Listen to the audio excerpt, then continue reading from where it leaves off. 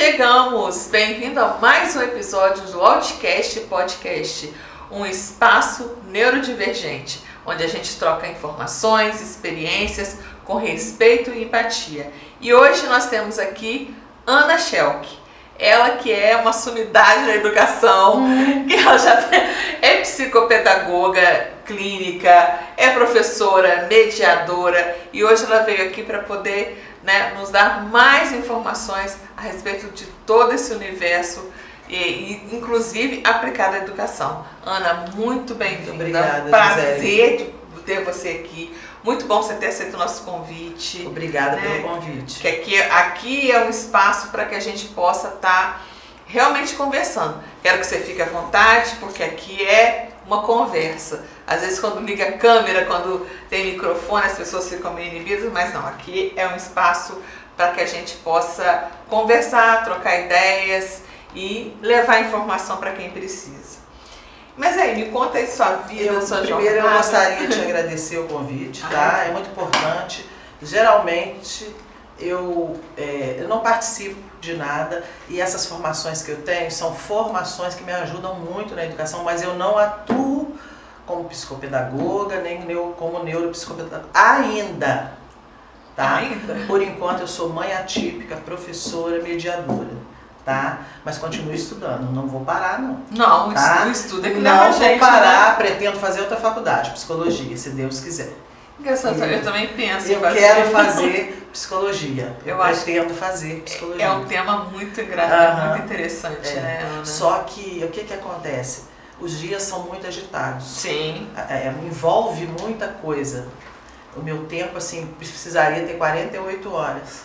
Porque tudo sou eu na minha casa. Tudo para resolver, tudo sou eu.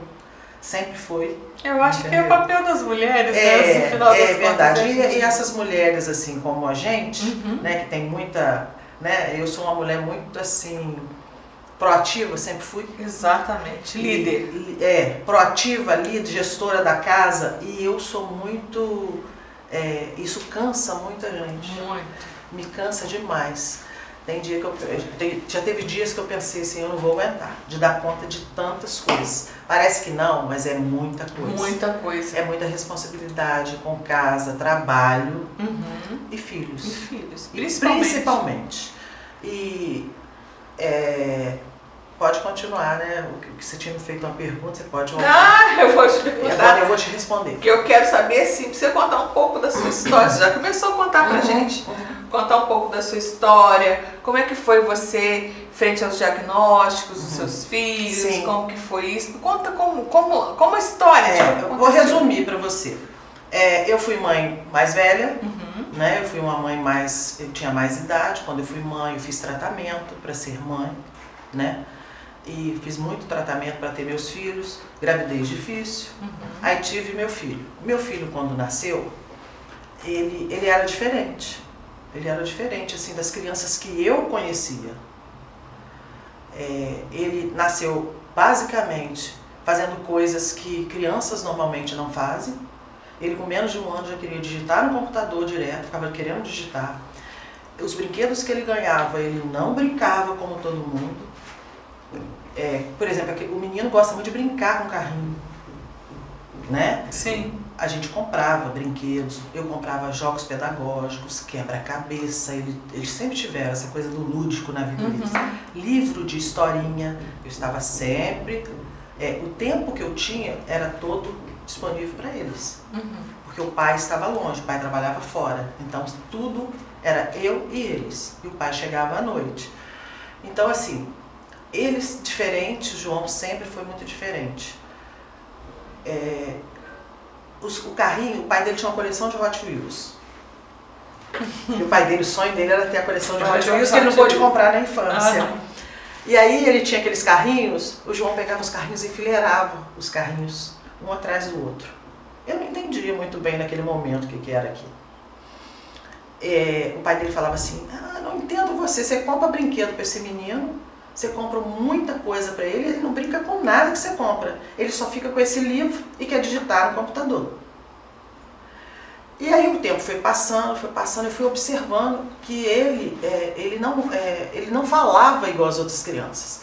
uma fala muito rebuscada. Sim, assusta, né? Eu até brincava com ele, até que eu te falei que parecia aquele robozinho, né, do Star Wars, que ficava falando, andando. Ele era pequenininho, com aquela fala muito inteligente. Palavras, concordâncias verbais, corretas, perfeito, tudo no local certo. E aí as pessoas elogiavam e falavam, a senhora está ensinando direitinho. Eu falei, eu ensino, mas ele veio de fábrica assim. E aí eu não entendia muito bem, porque o que acontece na correria do nosso dia a dia, a gente, às vezes, ele andava, né? Falava. E aí, ele não, o problema dele na escola, ele não conseguia socializar, ele sempre ficava à margem. E ninguém chegava para mim para falar isso. Era eu que sempre estava buscando. Por muitas vezes, eu fui defendê-lo de algumas situações de escola. Porque ele não, assim, não acontecia as coisas, ele não falava, entendeu?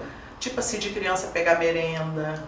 Ele não falava nada. Não. Eu perguntava, quando ele foi para a escola, ele foi com 1 ano e 9 meses, eu falava, como é que foi na escola? Ele já falava tudo. Aí ele falava, nada. Como é que foi? Brincou com os amiguinhos? Nada. Fez o que hoje de atividade? Nada. E assim foi indo. Até que ele foi depois para o caminhar, onde ele se desenvolveu um pouco mais, ele conseguiu até dar uma socializada. A caminhar, que para mim, na minha opinião, é uma escola maravilhosa. Eu gosto demais, eu sempre gostei muito delas, das diretoras de lá. Tinha muita afetividade. A afetividade foi muito importante para ele nesse primeiro momento. Sim. Aí ele iniciou no CESAD, com 1 ano e 9 meses, foi para o caminhar, aí conseguiu ainda um pouquinho de socializar, mas sempre diferente das outras crianças.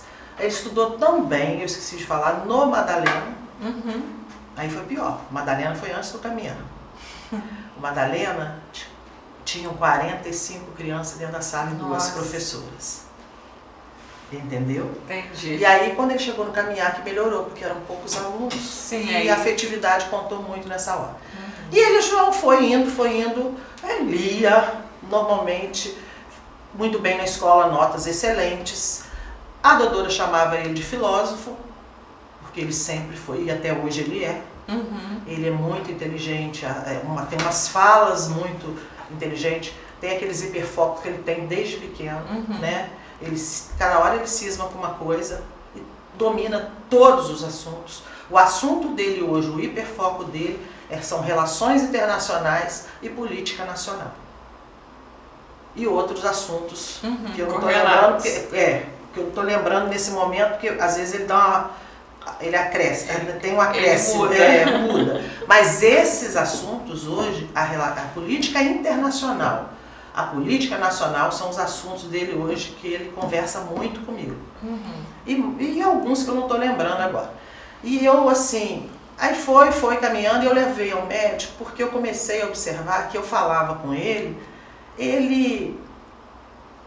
não, parecia que ele não ouvia. Se eu falasse com ele assim, João, vamos em tal lugar assim, assim, nada. Aí eu chegava perto dele e falava, João, vamos fazer isso assim? Olhando no olho dele. Aí ele falava, sim, mamãe. Eu falei, será que é um problema de audição? Audição, gente, logo pensa. Aí levei no otorrino, depois eu levei pra fono também. Na fono também eu levei, eu não lembro quais todos os motivos, mas um dos motivos foi letra, foi essa questão dele também, de não conseguir essa socialização. Levei na fono, na psicóloga, levei. Multidisciplinar. E fui no neuro. O neuro falou que não via um TDAH nele. Sempre isso. Não via um TDAH nele. E aí foi caminhando, foi indo. Ele sofrendo bullying na escola, ele passou por muitas coisas na vida. Eu não gosto muito de falar, é um assunto que eu não gosto muito de falar, que me dói demais. Sendo humilhado muitas vezes. E o mais interessante disso tudo, que era raro ele reagir. Quando ele, por vezes, se reagisse, talvez ele não tivesse sofrido tanto. Sim. Mas era raro ele reagir. Eu sei que a irmã muitas vezes tomou a frente. Porque a irmã é muito mais linha dura. Mais firme. Muito mais linha dura. Ele não é muito do embate. O embate dele é no diálogo, na conversa e na questão da fala, da inteligência mesmo. Ele debate qualquer assunto. Ele é muito emotivo? Ele é muito emotivo, assim. Aparentemente não, mas é. Eu tô te perguntando porque meu filho, você às vezes está falando com ele, explicando, olha meu filho, essa caneca aqui não pode. Uhum. Ele já começa a chorar. Parece que a gente está brigando com ele o tempo todo. E era chorão quando era pequeno? Sempre foi. O meu também. Sempre foi chorão. Hoje ele não é tão emotivo porque ele cresceu. Sim, mas ele apresentava isso aí que você está falando. Porque é uma coisa assim, tô falando, que você está falando aí, negócio do implicar, né, do sofrer e internalizar. Internalizar. Eu vejo que ele, por exemplo, às vezes você fala assim, olha, vem aqui, olha, não quero que coloque isso aqui, né, esse copo não é aqui, sabe aquela coisa assim de você tá dando uma explicação, às vezes você nem alterou a voz, ele já se emociona, já fica chorando. Acontecia isso. Aí existe muito aquela, para de chorar, você tá chorando à toa. Aí tinha épocas que eu falava assim, caiu, levanta. A gente tenta fazer isso, né? Pra ele, né, saber que na vida é assim, a gente cai, levanta e tem que ser resiliente, a vida é assim. Sim. Mas com tudo isso, ele foi crescendo e aí, assim, aconteceram algumas situações muito desagradáveis, de um dia eu chegar numa determinada escola, porque ele saiu do caminhar exatamente porque o pai achava que era muito longe e andar de van para ele estava muito difícil. Ele fica tonto até hoje em viagens. Ele fica muito tonto em viagens. Assim como em parque de diversões, ele fica verde. Eu não aguentava o cheiro da van. Aí o Tadeu falou assim, vamos colocar ele no SESI, que é mais perto. Mas eu acho assim, não era para ele. Ele tinha que ter continuado na outra escola. Aí aconteceu situações de um dia eu chegar lá, estava tendo uma cariação de um pai com a orientadora e ele sozinho. E eu tive que encarar. Porque a gente não chama uma criança sem o responsável dela. Claro que não. Sendo que implicaram com ele e ele reagiu. Teve uma vez que ele cortou o cabelo e começaram a colocar a mão na cabeça dele, zoar a professora defendeu. Isso foram vários. Foram vários. Mas aí o que aconteceu? Ele, com o passar do tempo, ele foi tendo aquelas podas. Ele, até uma certa idade, ele fazia coisas. Depois daquela certa idade, tem coisas que ele não fazia mais. Aí, até os 10 anos, depois dos 10 anos, aí foi indo à adolescência de novo. Aí eu fui percebendo que ele foi ficando introspectivo. Adolescência foi quando começou o problema da depressão. Porque ele começou a se fechar. E aí a gente conversava e falava, mãe, tem algo errado comigo. E eu falava, eu também acho. E eu fui atrás, eu fui estudar. Primeiro eu fui estudar. Eu fiz a minha primeira pós, né? E pra mim era muito complicado estudar porque eu ficava muito com ele sozinho.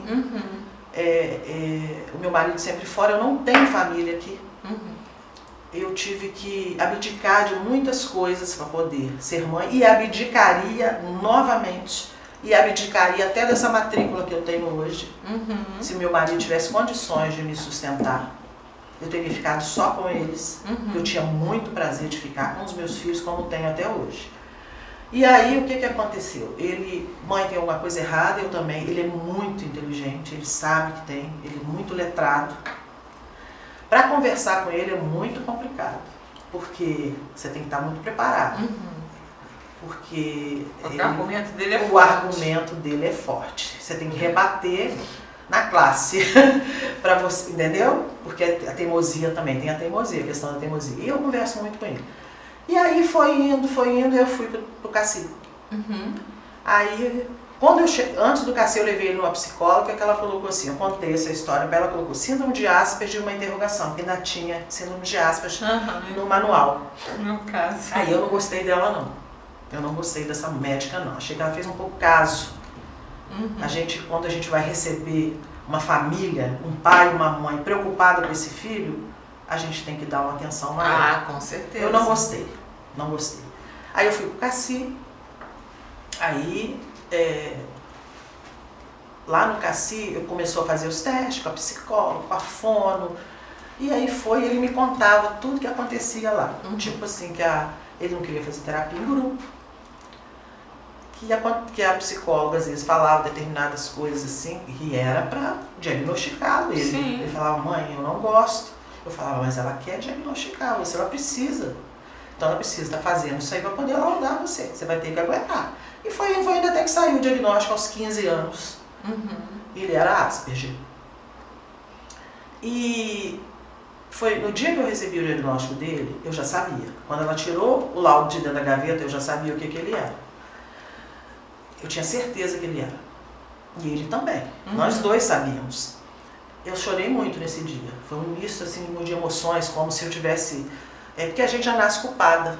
Sim. Como se eu fosse culpada daquele diagnóstico sair naquele tempo. Sendo que eu fiz a minha parte. Quando sai mais tarde, a gente fica nessa. Eu... Mas ao mesmo tempo foi um alívio. Por exemplo, claro, pra mim não, claro. Pra mim foi um alívio, porque... Claro, pra mim também. Mas esse choro foi de... Agora eu entendo tudo. Tudo que eu venho passando até aqui... É pra isso. Que as pessoas não entendiam. Que até pessoas da família não entendiam. Acha que é você que não tá fazendo. Igual no meu caso, que ele não come. Mas é porque você já tentou fazer isso? Pô, já tentei de tudo. Já teve pessoas que falou que ele não socializava por minha culpa. É. Que eu não deixava ele brincar na rua. Já tive isso também. Eu não deixava ele brincar na rua. Já passei por isso. Verão também. A gente senta fora da calçada, ele sempre dentro de casa. Entendeu? Então assim, e ele, nós chegamos, aí ele estudava no IFE, eu levei laudo. Aí no dia que ele levei o laudo, ele sofreu um acidente lá, ele bateu a cabeça, ele teve um problema lá, caiu no jogo, porque esporte nunca foi a praia dele, né? E foi indo, conseguimos. Aí o que acontece? Com esse tempo todo, sem tratamento, sem terapia, ele fez quando era pequeno. Aí a psicóloga falou que estava tudo ok, que ele era muito inteligente, tanto ele quanto ela. Eu acho que eles não sabem lidar com as habilidades. Não. É pouco profissional. São poucos os profissionais. Eles conseguem tratar aquele que tem déficit cognitivo. Mas aqueles de alta habilidade, ele não consegue. Muitas vezes eles não conseguem nem enxergar. Porque, mas ele é tão inteligente. Você sabe que aquela criança, às vezes, bagunceira dentro da sala de aula, que te causa problema dentro da sala de aula. Ele é um superdotado e você acha que ele é um menino, problema. Eu vou até abrir um parênteses, eu não costumo fazer isso, mas eu vou te contar a minha história. Na minha época estudantil, eu sempre fui assim, a mãe muito rígida, né? E falava, tem que respeitar o professor. Então, assim, eu não abria a boca dentro de sala com medo de desrespeitar, porque existia tudo isso. Eu fui até o meu ensino médio uma aluna medíocre. Repeti de ano algumas vezes, não por nota, porque eu já estava na 8ª série, eu olhava aquilo, eu não tinha vontade de ir na escola e eu faltava às aulas. Ficava andando. Olha o meu matar aula, gente. Eu ia para a biblioteca. Eu saía da escola, matava a aula e ia para a biblioteca. Lá eu ficava lendo até meio-dia, que é a hora que eu saía, eu ia embora para casa. Só que, lógico, se você não assiste às aulas, você, lógico, tem uma média muito baixa. Então, assim, se eu estudasse assim de um dia para o outro, até que eu conseguia. Então, eu passei o meu período estudantil até o final do fundamental. Porque aí, quando eu fui fazer o ensino médio, eu já fui fazer formação de professores, era uma área que eu gostava. E lá eu comecei a deslanchar porque eu estava estudando o que eu queria. Enquanto eu não estudei o que eu gostava, eu era ridícula. Quando eu comecei a estudar o que eu gostava, eu comecei a brilhar. Quando eu cheguei na faculdade, que era a faculdade que eu queria, eu estourei de ser assim, sucesso. É muito inteligente. Isso. Ela é inteligentíssima. Sucesso. Eu terminei minha faculdade com mérito, de tão boa que eu fui. Aí eu olho a minha vida pregressa e falo, como que a escola não está preparada para isso? Não está preparada. A escola não está preparada para Não quer dizer que eu tenho uma superdotação. Não sei, ninguém nunca me avaliou nesse sentido. Ele já deixou de fazer atividades porque estava enjoado. Eu também. E hoje ele está para fazer o exame. de superdotação. Sim. Ele não fez ainda, vai fazer. Sim. Aí, resumindo a história dele, para eu contar para a Isabel, para a gente partir para a educação, né? Que a gente quer conversar sobre isso. A Isabel ela sempre foi muito expansiva, muito expressiva. A Isabel, ela brincava muito só também, muito só. Ela brincava no quintal, conversava com as plantinhas, com as bonecas, colocava em cima da cama, muito só. Por isso que eu te falo que eu dava toda a atenção que eu podia no tempo que eu podia. Sim. E a gente não tem família aqui, aí o encontro com a família era quando ia, entendeu? Então, assim, um vizinho ou outro que brincava, mas muito só. Sempre mais nova que ela sempre brincou melhor com criança mais nova, não da mesma idade. Ou, ela sempre gostou muito de bebê também, ou adultos, todos os dois são assim. Sempre foram crianças que gostavam de conversar com adultos. Ela também é extremamente inteligente, mas eu tenho certeza absoluta que já foi taxada de medíocre, igual você falou. Sim, porque ela não gosta de matemática, só por isso. Porque o professor de matemática, ele tem essa questão de que, se não sabe a matéria dele, é uma criança que não vai, não tem potencial, não vai ser nada na vida. E a minha filha hoje, depois de ficar desde agosto laudada sem estudar, porque ela teve crises e mais crises, porque ela não foi acolhida da forma correta, a verdade foi essa, porque ela tinha um laudo lá, e no estado, ela tinha um laudo, eu não estou falando, a pedagoga maravilhosa, excelente, ela me acolheu, mas eu estou falando do estado, o sistema do estado não está preparado para essas crianças, e a minha filha passou no Enem, meu filho passou no Enem. Então a minha filha não é medíocre, não. Não é. A minha filha é das artes, ela é uma artista. Aptidão. Ela é artista. Minha filha é uma artista. Aptidão. Ela tem uma facilidade para arte que eu não tenho. Então a gente tem que olhar a criança como um todo. A criança não é só uma nota de prova. A gente sempre fala isso, né? A lei fala isso, é qualidade de ensino. E até hoje a gente continua fazendo esse tantão de avaliações na escola, que para mim seria o suficiente uma avaliação e as demais atividades para a gente ver o potencial de cada criança. Você sabe, eu fui professora. A gente descobre talentos ali no meio das crianças. Você vê quando eles estão fazendo alguma atividade lúdica, eu vejo talentos. Claro, dá para ver. Então, assim, eu sempre via talentos e continuo vendo. E a criança, só porque ela não sabe a matemática, ela não pode, ela passou no Enem.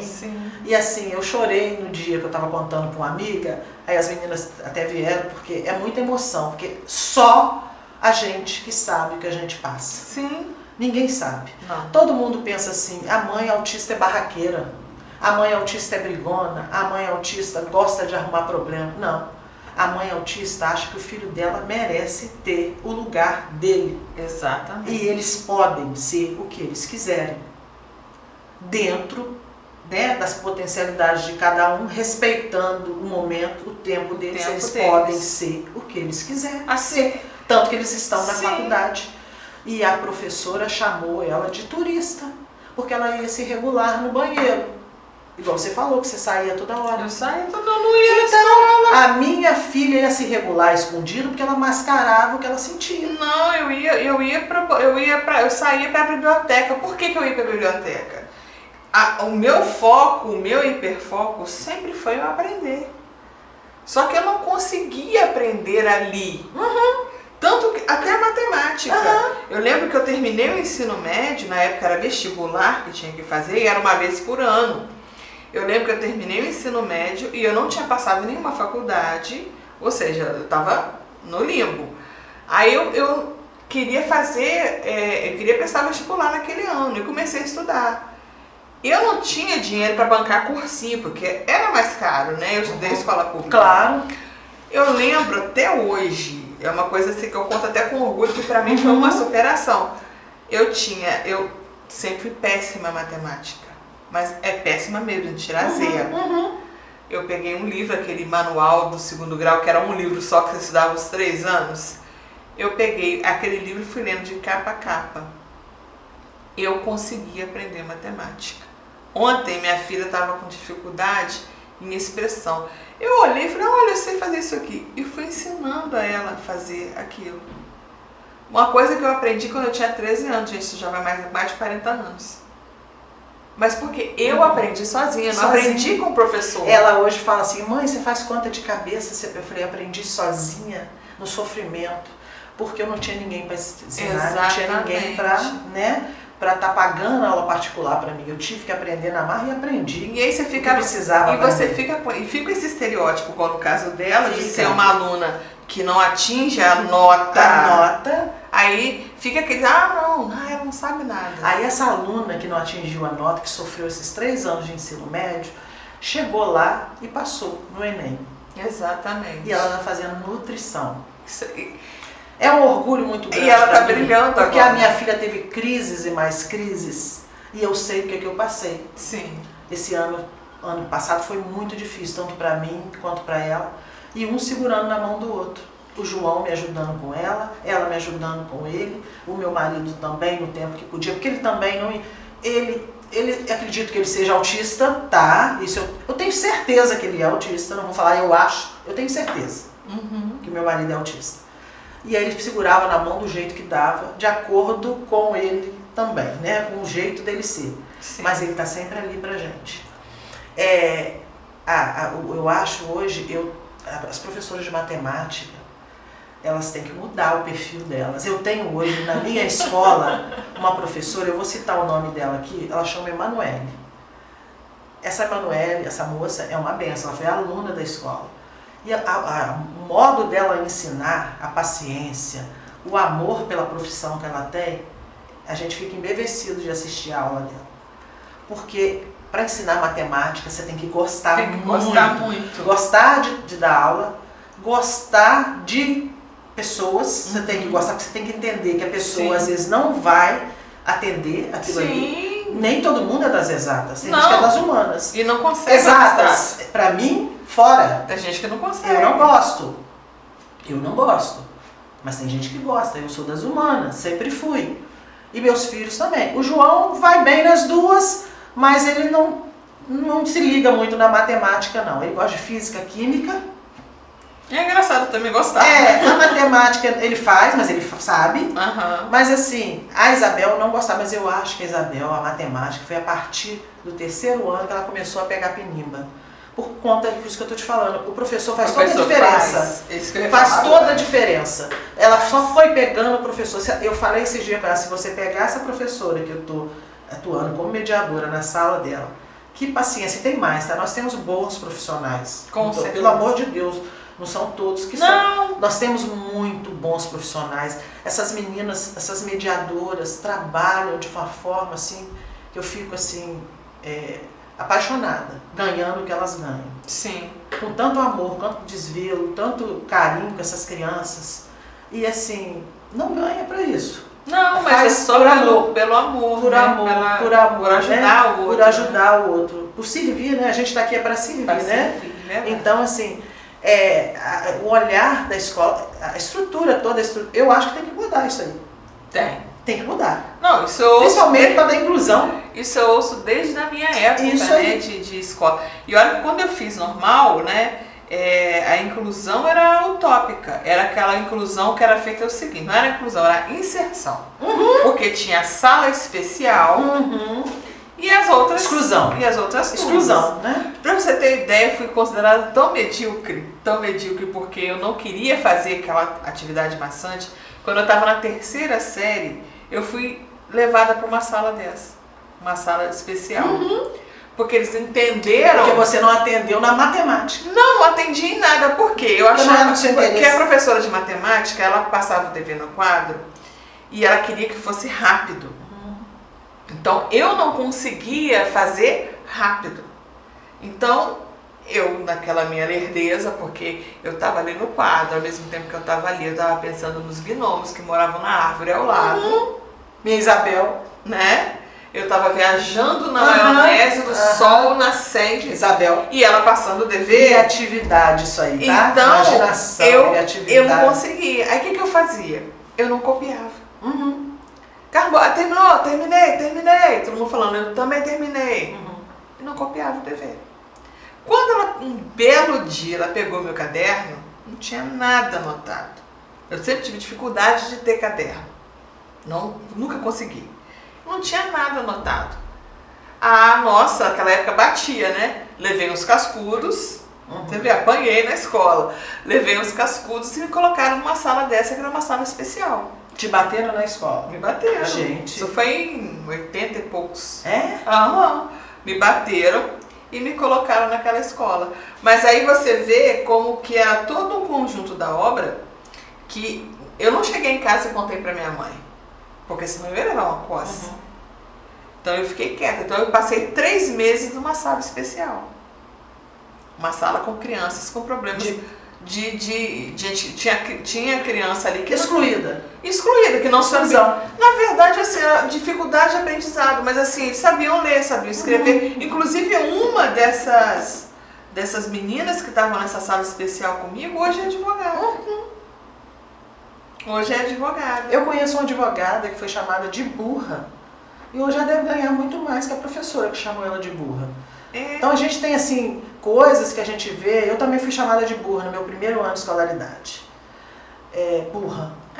Tá? E o que acontece? Essas crianças, o João, por exemplo, e Isabel, passaram todos os dois em federal. Eles só não foram porque não tinha como ir. Isabel passou agora para moda em Juiz de Fora. E ele passou em Viçosa da outra vez.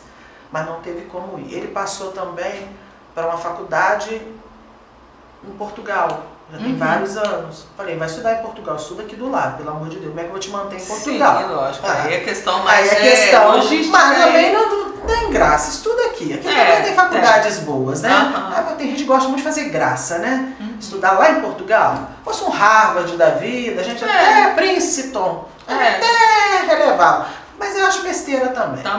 O ensino depende muito do aluno. É evidente que se você tiver um diploma de Harvard, evidente que a sua vida profissional vai quer dizer que você vai estar no patamar. Sim. Igual quem estuda em Universidade Federal. Abre portas. Abre portas. Entendeu? E ele foi obrigado, tá? Ele passou no Enem 11º, no Enem não, no IFE, sem estudar nada, no Enem sem estudar, ela sem estudar uma linha. Tá? E essas crianças são, ele não, mas ela é tida como, acredito por alguns professores, né, como isso aí que a gente falou, infelizmente.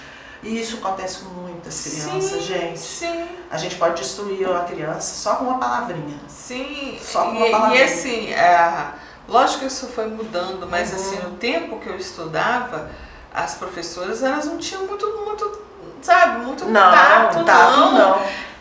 Quando eu estava no final do ensino médio, elas não chegavam para você e falavam assim, olha, você pode fazer medicina. Não, elas ficavam oferecendo aqueles cursos, não desmerecendo o curso, não é isso, mas elas te limitavam ali. Aí você imagina uma pessoa assim, na circunstância da sua filha, por exemplo, que era uma aluna que estava assim, sempre na beiradinha, quase caindo. Ela era tida Educação física não queria fazer, porque exatamente. Né, ela tá com problema até na mão, ela tem que operar. Então ela fica, a média 60, né? A média 60, porque ela não faz educação física. Sim. E você sabe muito bem que o autista não gosta dessa Não parte gosta. do esporte. Não gosta. E aí você sabe, e por aí afora. Eu acho assim, a inclusão começa dentro da casa. Sim. Da gente. Dentro da casa da gente ali, aqui, na sua casa, na minha. Dali para a família.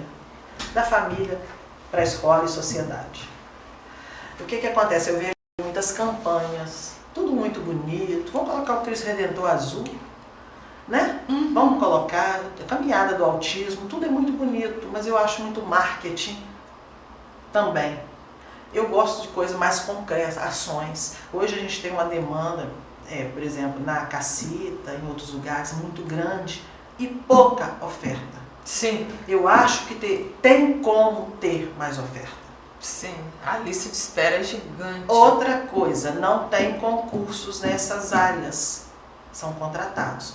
Tem gente que faz um trabalho excelente, mas toda hora está mudando. Aí não dá sequência ao tratamento. E é tratamento que quando você começa com uma terapia, não é uma coisa que você vai trocar Você tem uma sequência, tem um histórico isso ali. aí. E aqui eu não estou falando de política, pelo amor Sim, de não, Deus. eu te Nem entendi. quero saber de política, Eu nem te me entendi, interessa. porque... Eu estou falando de maneira geral que a gente tem visto. Sim, é. O que acontece? Aí esses profissionais não dão sequência, as crianças se ressentem porque não continuam às vezes com esses profissionais. Às vezes não consegue nem se adequar com o Igual outro. mediador. O mediador tem que continuar o mesmo mediador, que eles se ressentem. O autista, por exemplo, eles gostam de rotina. Sim. Aí você troca o mediador dessa criança, arruma um problemão para essa mãe. Desregula essa criança, até ela se afeiçoar. Eu sou mediadora de algumas crianças na sala, de mais de um. No primeiro momento, um não aceitou bem, mas hoje já aceita. Você sabe como que eu consegui essa aceitação? Meu marido tem uma loja de pet, aí o bichinho, eu mostrando os bichinhos. O porquinho da Índia, ele adora animais. A mãe falou isso comigo essa semana. Eu falei, gente, a gente tem que tentar conquistar. Ela me falou. Aí ele começou a conversar comigo. Eu notei que ele mudou, ele foi mudando. Ela me falou essa semana que foi por causa dos bichinhos. Eu consegui acessá-lo. Que bom. É difícil você acessar as crianças às vezes. É difícil. É difícil. Eu consegui acessá-lo. Com 2 meses eu consegui. Então, assim, a gente hoje, a gente sofre muito de ver na sociedade muito marketing, muito Instagram, muita coisa. Eu no meu Instagram, eu posto no meu story, muita coisa de outras pessoas. Porque eu não faço nada meu, de autoria meu. A gente estava até conversando sobre isso. Eu preciso fazer, mas eu não tenho tempo, eu estou desgastada, eu estou cansada. É porque cada um tem uma vivência, cada um tem um ritmo de vida. Sim. A minha vida não é a sua não é do outro. Então, assim, eu preciso fazer, por isso que eu estou te falando que eu quero voltar, porque eu quero produzir coisas, entendeu? E eles estão num bom momento agora, graças a Deus. É porque agora já estão, né? Eles estão num bom momento, ela se recuperou, ela está amando a faculdade, tanto que já está querendo fazer até outra. Que bom. Então, assim, é um dia de cada vez. Sim. Não é fácil, tem sido complicado. E na educação, assim, eu queria que mudasse muitas coisas na educação também. Mas o que você acha que seria fundamental Na educação? na educação? Hoje, com essa quantidade, vou falar da inclusão, que é um assunto que a gente está falando. Escola não tem um psicólogo. Não, mas existe lei que determina. A escola não tem um psicólogo. Por exemplo, se eu perceber alguma coisa na criança, eu não posso falar que ela tem aquilo. Claro que não. Porque quem percebe primeiro? A mãe, a família. Depois o professor, que a criança tem alguma dificuldade. Então, se eu tivesse um psicólogo trabalhando na escola, facilitaria muito. Sim. A gente hoje, lá na escola que eu trabalho, tem até uma orientadora de educação inclusiva que ela é formada em psicologia, mas nem todas têm. Nem todas têm. O ideal seria. Porque nós temos lá muitos alunos de inclusão. Nós temos muitos alunos de inclusão, é uma escola grande, é E não só alunos de inclusão, porque uma psicóloga na escola porque hoje em dia a gente vive uma adolescência, em termos gerais, que é muito diferente das gerações passadas. A gente, não sei se na sua época, a minha tinha orientador educacional, OE, na minha chamava OE. E a gente, quando tinha algum problema ou dificuldade na casa, a gente ia nessa pessoa para conversar. Eu lembro que eu sentava com a dona Bernadette para conversar com a dona Bernadette. Eu falava, Ana, por que você está desatenta? Aí eu conversava com a dona Bernadette. Isso é muito importante, a criança ter com quem conversar. Eu estou falando dessa orientadora específica, que nem todas as escolas têm. Hoje nós temos, mas nunca foi assim. Eu queria que tivessem todas. E outra coisa, equipe multidisciplinar muito atuante de forma concreta. Que não tem. É muito papel. Tem muito papel. Tem palestra? Tem capacitação, mas poderia ser mais. Mas na prática no dia a dia não tem. Não. Porque assim, a criança chega na escola, o mediador... Tem aquilo ali, Ana, olho e vejo pouco. Eu acho pouco. Tem que ter mais, tem que ter coisa concreta. Eu sempre achei isso. Atuante, minha coisa tem que ser atuante, gente. Até porque a nossa escola mudou. Não, e até porque as crianças, lógico, o mediador, o objetivo da mediação é a criança depois não precisar mais dela. Não é? O objetivo é esse. É criar autonomia. É criar autonomia. Só que, por exemplo, chega na adolescência, às vezes ele não criou essa autonomia, mas ao mesmo tempo ele já também não quer ter mediadora porque os outros vão falar, tem babá, tem tudo isso. Eles ficam com essa questão, né? Eles ficam com essa questão, assim, porque os coleguinhas, você sabe como é que é, né? Sei. Entendeu? Essa autonomia, muitos talvez não consigam, vamos dizer assim, no primeiro ciclo deles, né? No primeiro e segundo ciclo. Aí vai pro ensino fundamental 2, ainda com mediadora. Porque tem algumas dificuldades, né, que precisam ser sanadas ainda. Sim. Agora, o que acontece? Tem que ser mediação, terapias, né? E tem que ter alguém na escola também para auxiliar. Essas terapias, por exemplo, eles vão lá na Cacita e quando vai, quando consegue. Quando consegue, vão na Cacita. Tem alguma interligação? Por exemplo, os professores têm acesso a essas informações? Olha. Existe uma troca? Olha, vamos falar do aluno fulano de tal e reúne o professor. Até porque para poder dar eu acho que tem que ser integrado. Então, também acho. Até então não estava sendo. Me parece que vai mudar essa questão. Não tenho certeza, não posso te falar. Porque é uma coisa que não chegou para mim. É uma coisa você tem a escola, né? A parte escolar, a mediadora. Beleza. E ele faz o tratamento, seja no Cacita, seja particular, o que quer que seja. E tem esse tratamento. Assim, até para a professora, né, se localizar, porque à medida que você vai fazendo o tratamento, né, você vai tendo avanços. Então, acredito até que para a professora e para a mediadora ter acesso a esse feedback das terapias seria interessante até para poder montar um novo plano de ensino. Porque se eu sei que aquele menino, antes ele não fazia determinada coisa, mas agora com a terapia ele passou a fazer, eu tenho que estar sabendo disso para poder estar incluindo ali. Eles fazem a visita, pegam as informações, auxiliam, ensinam você a fazer PEI, né? Algumas pessoas já sabem, porque fizeram curso e já sabem o que é PEI, como é que faz, como é que...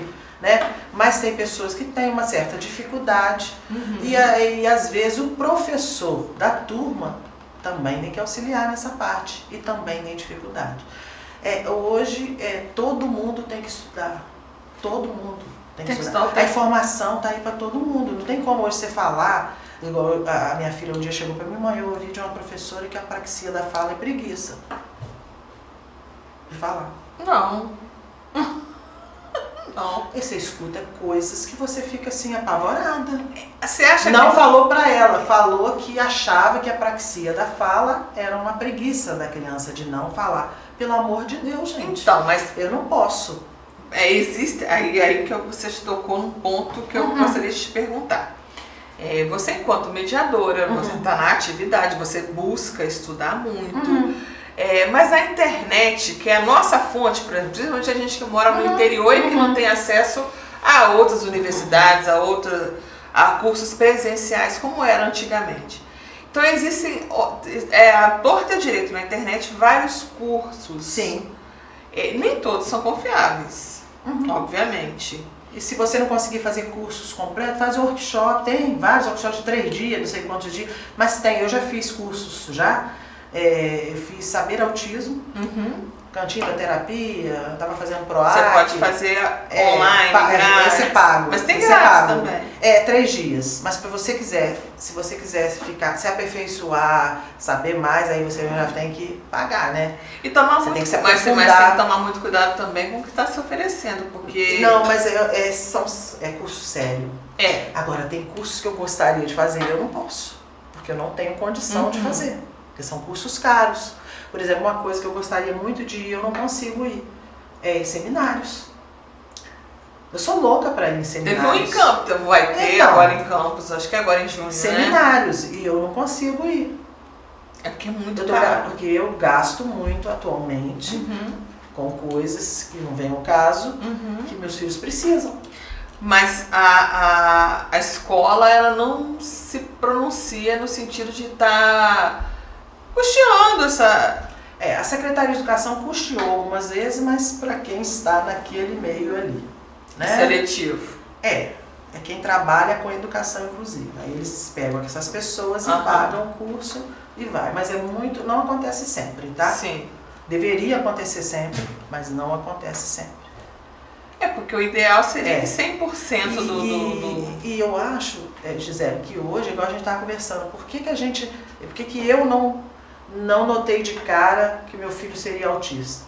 Falta de conhecimento. Total, porque para mim, autismo era aquela coisa que eu via, estereotipada dos filmes, He-Man e tantos outros que eu vi aí, outros filmes, que era aquela criança, né, que fazia aquele balançar de corpo, e não é. O meu filho era autista, não balançava o corpo, mas tinha outras estereotipias. Igual de jogar coisas. É igual quando você fala em superdotação, né? Que a superdotação no imaginário popular é aquela pessoa que faz contas mirabolantes de cabeça. Não é isso. Não é isso, não. A superdotação pode ser em qualquer área do conhecimento. Isso aí. É na fala, isso é a superdotação. É você ter discernimento e conseguir alcançar... você tinha 162. Tinha dislexia, era péssimo em português. Exatamente. E ele tinha 162 de QI. Exatamente. Né? E tem pessoas que têm até mais QI que ele. Mas ele é um exemplo, ele era dislexo. Sim. Segundo consta, né? E segundo consta também não era autista. Demorou até 4 anos para poder se alfabetizar. Isso aí, né? O que a gente conhece da história, né? Então, assim, era um homem de QI altíssimo. Sim. Agora, eu vou te falar com toda sinceridade. Não muda muita coisa na vida da pessoa ter QI elevado, não, tá? Eu acho que pelo contrário. Eu acho que pior. Eu acho que tende ela a sofrer. Eu acho que pior. Porque ela vê o mundo de forma diferente. Ela recebe aquelas informações, sendo autista, TDAH e ainda altas habilidades. Não é bom, não. Não é bom, não. Não é bom. A cabeça dela fica... Você já pensou o que é um barulho na sua cabeça incessante? Você pensa bem o que é isso. Eu tô falando assim... Eu tô falando... A pessoa que tem essas 3 coisas, pra mim, é complicado demais.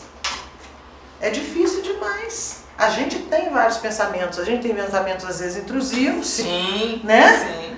Mas essas pessoas têm mais ainda do que a gente. Você sabe o que sempre me pegou muito? Eu acho que assim, todo mundo que tem TDAH deve ter isso, né? E como eu descobri, que quando eu descobri o TDAH na fase adulta, pra mim, assim, não vai mudar nada do que eu já passei. Mas foi um alívio pra mim, porque eu vi que tinha coisas ali que eu achava que era maluquice minha. Eu não consigo fazer uma oração.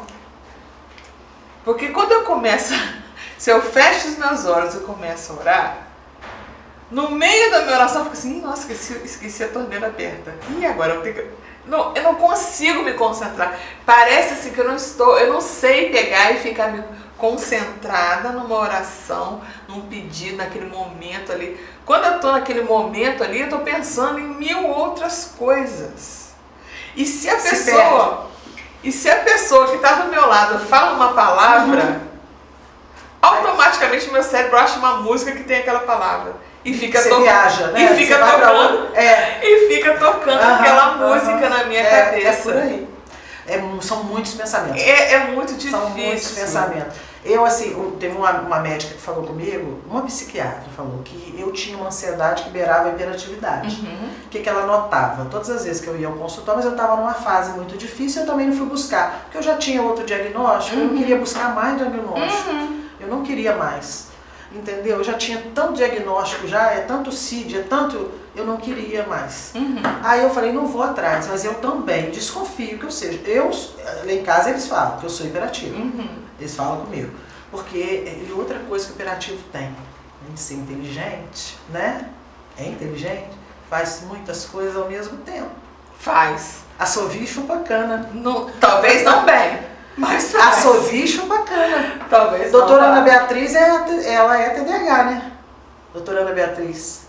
aquela psiquiatra que escreveu vários livros. O primeiro Sim. livro dela foi lançado aos 34 anos. Ela falou que procrastinava, ela conseguiu só fazer aos 34 anos. A procrastinação é algo que eu achava que era preguiça. Não. Mas No seu caso, não. é complicado demais. Faz parte do TDAH, né? Essa procrastinação. Sim, e a gente usa muita máscara social também, porque você se mascara para poder fazer parte do grupo. Igual eu gostava de ler, eu sabia conversar, mas quando eu era criança eu fui tão estigmatizada que quando eu fiquei adolescente eu meio que fingi até que eu era burra, porque eu queria ser aceita ali. Aí você fica naquela coisa. Ana, eu vou te pedir só um instantinho para falar do nosso patrocinador. Sim. Tá? A Criarte Camisaria e Estamparia, que é o nosso patrocinador, fica na Pedro Álvares Oliveira, 253, é na Cidade Nova. A gente tem que agradecer a Criarte que ela faz. Hoje eu não estou. Conheço a Criarte. Hoje eu não estou com a camisa, mas ela tem uma camisa que é o nosso tema, né? Que é informação, inclusão, respeito e empatia. E aí ela, né, patrocina com a nossa camiseta. Criarte, Camisaria e Estamparia. Ana, nosso papo tá muito bom, mas a gente tá chegando já na nossa retinha final. Não, por mim eu ficava conversando horas, porque o tema é interessante. Falar de educação, falar de inclusão e do quanto a gente ainda está engatinhando nessa área ainda, eu acho que é muito importante. Principalmente para poder conscientizar quem realmente detém o poder para fazer isso, né? Quanto mais professores, pedagogos, políticos, chefes de associações, quanto mais pessoas souberem do quanto é importante a gente ter que rever essa nossa estrutura de ensino, porque hoje a medida vai aumentando a quantidade de crianças hoje que precisam de... A criança por si só já é um ser que necessita dessa orientação. A criança que tem necessidades de inclusão, de adaptação, elas merecem políticas públicas que façam com que elas fiquem funcionais, porque o objetivo todo é esse. É isso aí, porque todo pai, toda mãe quer o seu filho. Porque as pessoas não vão durar a vida toda. Então eles precisam estar preparados para o mercado de trabalho, para uma vida autônoma, né? Exatamente. Não é isso? Então, assim... eles têm como fazer. Tem que ter boa vontade. Tem que ter boa vontade. Sem essa coisa só de Instagram, né? De fazer marketing, isso. Mas colocar a mão na massa e fazer mesmo. É verdade. Fazer acontecer mesmo. Deixar de ser só virtual. Eu queria te pedir para deixar uma mensagem para as pessoas que nos assistem. Um pouco o que você quiser falar, o que você tiver vontade no seu coração de falar para as pessoas, para as outras mães e professoras, sobre o que a gente conversou aqui. Bem, eu queria falar para as mães o seguinte, que elas não desistam, o caminho não é fácil, é muito complicado e eu sei bem disso, mas não desista dos seus filhos, eles podem, claro, cada um dentro da sua possibilidade, da sua potencialidade, mas eles vão conseguir. Mães, não desistam, a gente sabe das dificuldades, a gente sabe que o sistema não nos ajuda, mas não desista dos seus filhos, lute por eles, porque somente a gente que pode fazer isso aí, tá? Porque é só a mãe mesmo, só a mãe, tá? É a mãe que corre atrás de tudo, é a mãe que chora sozinha, muitas vezes, tá? Debaixo do chuveiro, à noite na cama, sem ninguém ver, e no outro dia tá pronta para trabalhar, tá pronta pro seu filho, para dialogar, para conversar, e eu não vou falar mais porque eu vou me emocionar. Tá? Boa noite para todos e eu agradeço o convite de vocês. E eu que Muito agradeço. Obrigada. Eu que agradeço. Desculpe alguma coisa. Não, imagina, foi um papo maravilhoso. A gente pode repetir, nada impede que você volte aqui depois para a gente conversar mais. Muito obrigada pela sua participação, foi um prazer ter você aqui. Eu tenho certeza que a nossa conversa aqui hoje chegou para muita gente que também está vivendo a mesma coisa que nós estamos vivendo, tá? E para você que nos assistiu até agora, peço que siga nossas redes sociais, né, o @Outcast Podcast aqui no Instagram e o nosso site www.outcast.com.br. E agradeço, até a próxima.